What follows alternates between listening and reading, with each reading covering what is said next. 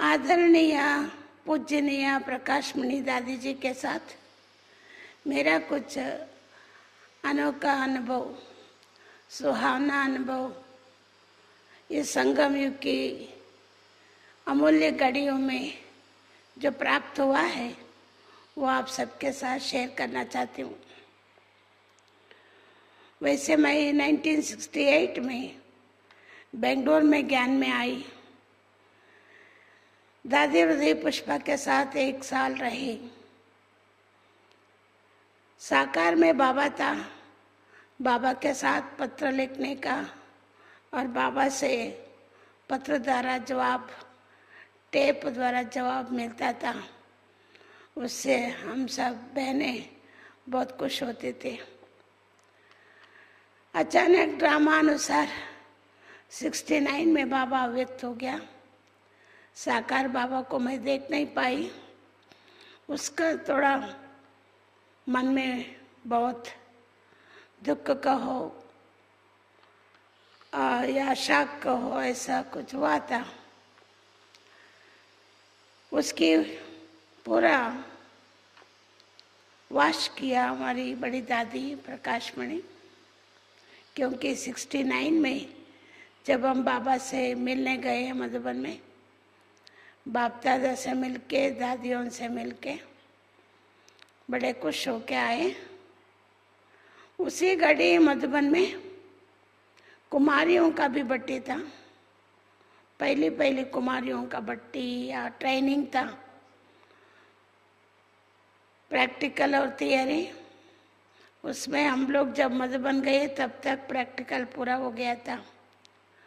तो दादी को रिक्वेस्ट करके दादी जी भी हम तीनों बहनों को, मलेशिया वाले मीरा बहन, एक शांता बहन और मैं, तीनों उन कुमारियों की बट्टी में भाग लिए।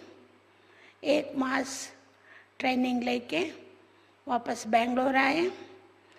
दादी हृदय पुष्पा के साथ सेवा किया। उसके बाद रोजी बहन के साथ भी सेवा किया। दिल में अंदर चाहती थी कि हिंदी भाषा सीखूं, मैं नॉर्थ में जाऊं। तो दादी प्रकाशमणि को बार बार पत्र लिखती थी, दादी मुझे आप नॉर्थ में भेजिए, हिंदी सिखाइए। तो जब मैं दोबारा मधुबन में जाना हुआ तो दादी प्रकाशमणि मधुबन पांडव भवन में 6 महीना मेरे को रखे। दादी और दीदी की पालना बहुत अच्छा मिली। म्यूजियम में भाषा सीखने के लिए, एक्सप्लेन करने लिए भेजते थे और मधुबन निवासियों के साथ थोड़ा बहुत मैं हिंदी सीखी।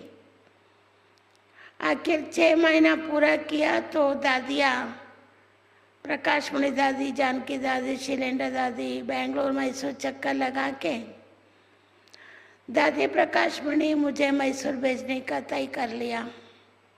जब दादी वापस आई तो मेरे को कहा, आप तैयार हो जाओ, मैसूर की सेवा करने जाओ। तो नेचुरली आप सब जानते हैं मधुबन में रह के मुझे वापस इस तरफ आने का दिल नहीं था। फिर भी बाप दादा और दादी ने बहुत मुझे प्यार भी दिया, पालना भी दिया और वरदान भी दे करके, शक्ति भी भर करके मैसूर में भेजा। 69 में मैसूर में आने के बाद, एंड में आई मैं 69 में, 70 तक उन दिनों में करुणाबाई यहाँ था और सोमप्रभा बहन भी थी। दादी ने, मैं यहाँ आने के बाद करीब 1 साल 8 महीने के बाद दादी ने करुणाबाई को बेहद सेवा में मधुबन में बुला लिया और थोड़े दिन में सोमप्रभा बहन को भी भोपाल की सेवा में दादी ने भेजा। 1970 और 71 तक चामुंडी हिल में म्यूजियम बनाने के लिए रेंटेड मकान लेके प्लान किया। दादी को बताया तो दादी बड़ी खुश होके डायरेक्शन दी। उसी अनुसार 73 तक तैयार करके दीदी मनमोहिनी मीराबाई बाई जी और मैसूर महारानी द्वारा उसका उद्घाटन हुआ। 1973 में दादी प्रकाशमणि बेंगलोर बड़ा मेला में आई थी। हम सब कर्नाटक की उन दिनों में जितनी भी भाई बहनें थे, सेंटर्स की स्टूडेंट सहित सब बेंगलोर के मेला में भाग लिए और 1 महीना लगातार मेला हुआ तो बहुत प्रेरणा मिली। उस प्रेरणा से 1974 में 73 में ही हम लोग आसन सेवा शुरू किया था दादी के डायरेक्शन से। 74 में पैलेस में, जगनमोहन पैलेस में मैसूर में मेला करने के लिए भाई बहनों ने कुछ प्लान किया और उसी अनुसार पैलेस वालों ने हमको छुट्टी भी दिया। तो बाप दादा को, जैसे मैं मधुबन में बाबा को, दादियों को समाचार सुनाने के लिए गई तो उसी दिन बाप दादा आए थे। बाप दादा को ही पहले मेरे को सुनाना पड़ा। बाप दादा ने इतना प्यार किया और कहा अपने आप अगस्त 4 तारीख को उद्घाटन करो। तो देखिए भगवान कितना हमें साकार में ना मिलते हुए भी अव्यक्त में साकार का अनुभव किया। और मेरी दादियों को भी ये समाचार नहीं सुनाए थे। बाद में जब सुनाई तो दादी ने यही कहा, अभी भगवान ने आदेश दिया, आपको वैसे ही करना पड़ेगा। क्योंकि दादियों ने उस समय नॉर्थ में जाने का टूर का प्रोग्राम फिक्स हो गया था। उसी अनुसार करुणाबाई को पहले भेजी, फिर शांतामणि दादी को भेजी और कर्नाटक की हृदय पुष्पा दादी और सुंदरी बहन आदि कर्नाटक की भाई बहनें 200 तक करीब मैसूर में आए। पैलेस में बहुत सुंदर मेला हुआ। 1 महीना लगातार लाखों लोगों ने देखा, हजारों लोग शिविर किया और 600, 700, 800 तक भी सेंटर में आने लगे। पर उस समय सेंटर का स्थान बहुत छोटा था। उसमें 2-3 बार टाइम, अलग अलग टाइम पर क्लास कर रहे थे। उसके बाद आखिर 100-150 भाई बहनें बाबा के वारिसदार निकले। 75 में 74 में ही मेले के बाद मैसूर डिस्ट्रिक्ट की सेवा पूरा किया और 75 में मंडा डिस्ट्रिक्ट चालू किया। वहाँ भी मेला करके सेंटर खोला। दिल में था कि दादी प्रकाशमणि को आके मंड्या सेंटर का उद्घाटन करावे। तो दादी को बार बार पत्र लिखते थे तो दादी उत्तर नहीं दिया था, लेकिन स्वप्न में दे दिया था। इतना दादी के साथ प्यार था, मैं स्वप्न को ही सच मान करके उसी डेट में इन्विटेशन छाप के, उन दिनों में दादी उबड़ी आने वाली थी तो मैं उबड़ी में गई। वहाँ दादी को इन्विटेशन दिया तो दादी वंडर का ही। दादी ने पूछा तुमको किसने डेट दिया? तो मैंने यही कहा दादी आपने स्वप्न में दिया। दादी हंसने लगी और दूसरे दिन मेले में दादी को मैंने बहुत फोर्स किया, आपको आना ही पड़ेगा। दादी ऐसे करते थे, आप मेरे को पिकेटिंग करके ले जाना चाहते हो? तो ऐसा करके दादी ने फिर छुट्टी दिया। 1 दिन के लिए दादी उबड़ी से मंड्या में आकर के उद्घाटन किया। उसके बाद उसे रात मैसूर में रह के सुबह क्लास करा के भोग लगा के दादी उबड़ी में गई। तो देखिए दादी इतनी बड़ी हस्ती जो सारी विश्व में इंटरनेशनल इंस्टीट्यूशन की प्रशासिका, इतना सरल स्वभाव, रहम दिल, करुणामयी, जो हर एक का दिल को पहचान लेती थी, भावना पूरा कर लेती थी। दादी को बाबा ने 76 में विदेश भेजा। उस घड़ी भारत की 100 करीब बहनें मीटिंग में गए थे, बटे भी हुए थे। उस समय बाप दादा यही कहा, दादी जब रिटर्न में आएगी तो दादी की नए पुष्पों के द्वारा स्वागत करना। उसे वरदान को लेते हुए मैसूर में आके 75 में मेला किया,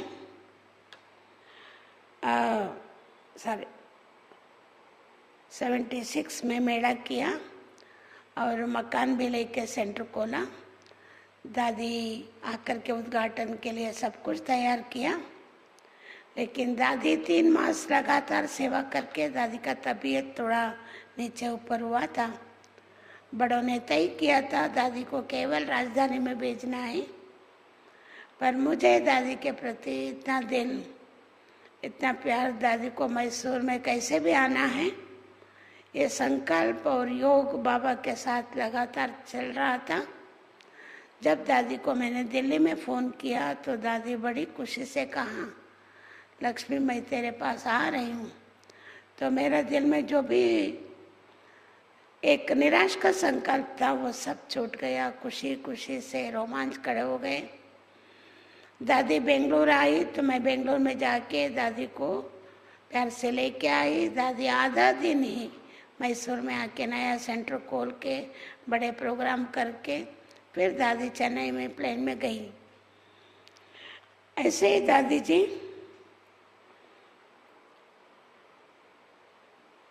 76 में दादी का यहाँ आना हुआ। उसके बाद चामराजनगर डिस्ट्रिक्ट की सेवा किया। दादी कहती थी केवल मैसूर में नहीं रहना, मैसूर के चारों तरफ जो भी डिस्ट्रिक्ट, तहसील, गांव है सबको संदेश देना, सेवा करना, सेंटर्स खोलना, ये दादी का आदेश था।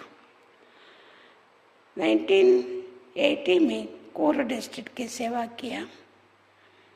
1990 में दादी मैसूर में रिट्रीट सेंटर का फाउंडेशन लगाने के लिए यहाँ पर एक माता ने 8 एकड़ जगह बहुत अच्छा मेन रोड में दी थी। उसको रमेश भाई जी पसंद किए थे, दादी को इन्फ्लुएंस किया था ज़रूर लेना है। उसी अनुसार दादी और रमेश भाई ने आकर के फाउंडेशन लगाया और सिल्वर जुबली मनाया। और उन दिनों में दादी ने केरला में जाने के लिए भी हमें आदेश दी। रिट्रीट के साथ साथ हम लोग केरला की सेवा भी शुरू किया। केरला में 3 डिस्ट्रिक्ट की पहले शुरू किया, तो बाद में दादी वासन, कोच्चिन और त्रिशूर का भी मैसूर कनेक्शन दे करके सब मिलके बहुत अच्छा हम सेवा कर रहे हैं। और दादी की जो संकल्प था वो तुरंत पूरा करने के लिए बाबा इतना शक्ति देता था और दादी भी खुश हो के हम सबको और उमंग उत्साह बढ़ाती थी। 90 से 96 तक हम लोग इस रिट्रीट हाउस जो जंगल था उसको बाबा के बच्चों ने बहुत मेहनत करके, खास भाई लोगों ने उसको मंगल बनाया। पहले एक छोटा हिस्ट्री हॉल बनाया, भाइयों का एक छोटा घर बनाया, बहनों का एक छोटा बनाया, बाबा का कमरा बनाया। उसके बाद 96 तक एक बड़ा हारमोनी हाउस जिसमें 150 लोग रहने का स्थान बन गया और एक लाइट हाउस 200-300 लोग भाई बहनें बैठने का हाल बन गया। दादी जी 96 में डायमंड जुबली मनाने के लिए मैसूर पहुंचे थे। तो दादी जब हारमोनी हाउस उद्घाटन की तो दादी ने प्रेरणा दी, इतना बड़ा मकान है तो इसमें आप बट्टी कराना, सबको कर्नाटक वालों को बुलाते रहना।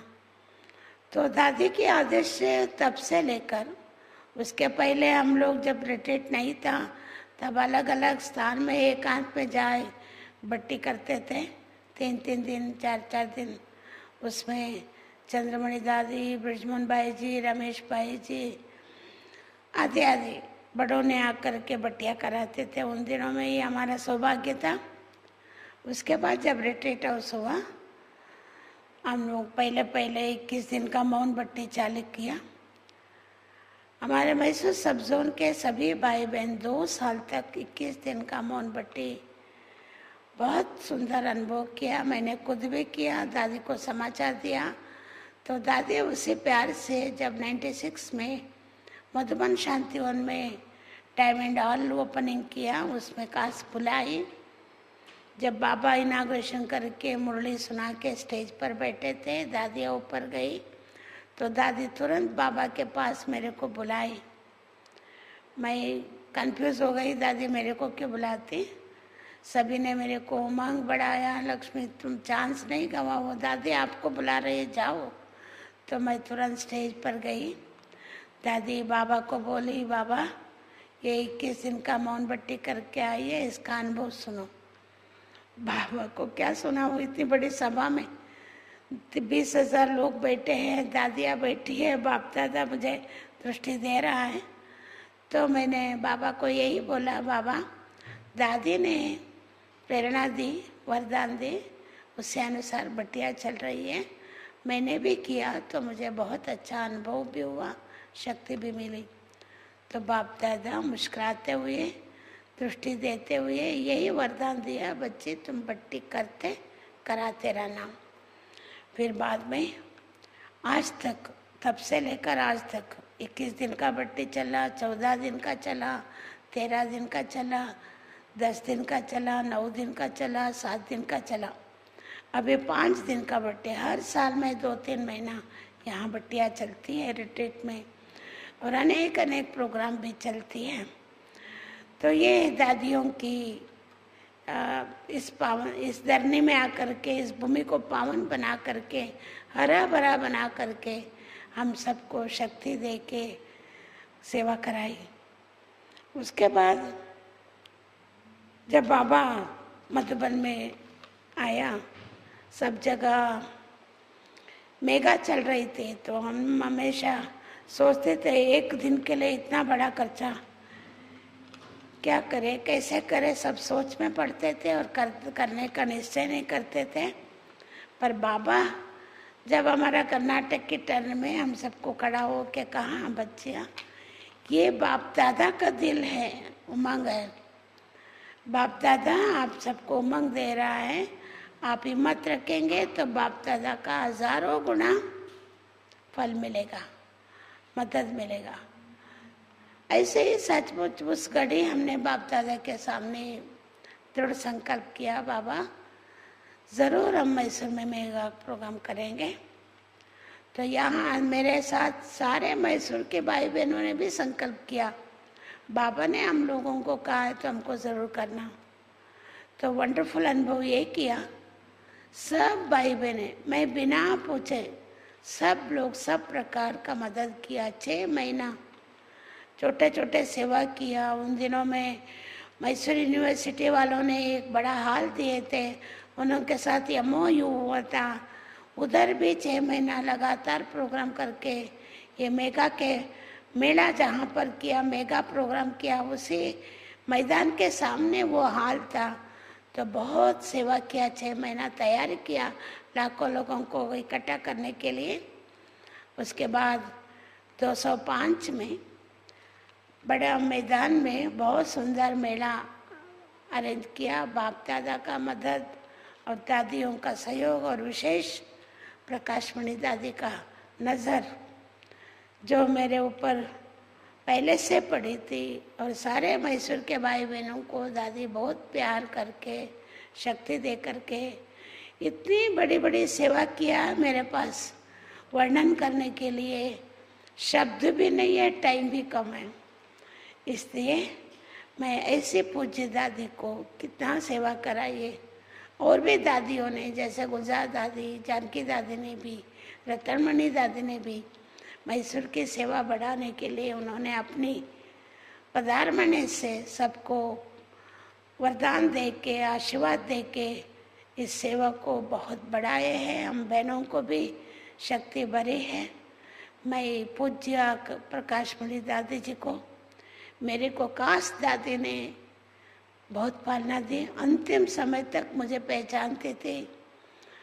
दादी का याद करूँ तो बहुत मेरे को मन में भर आता है।